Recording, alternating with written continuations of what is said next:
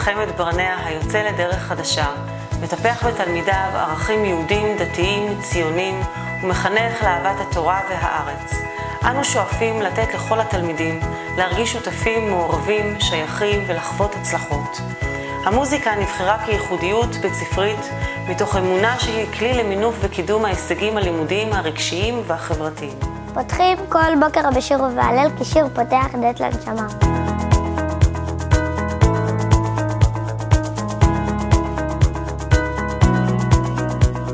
אני אוהבת את בית הספר, כי כאן מנגנים בהרמוניה שירים, ניגונים ופיוטים.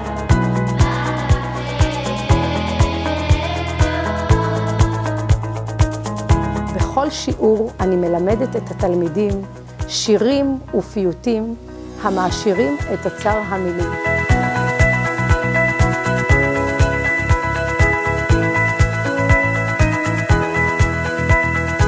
בכל הפסקה אני חווה עם חברותיי משחקים חדשים ומעניינים, ואני מרגישה בטוחה.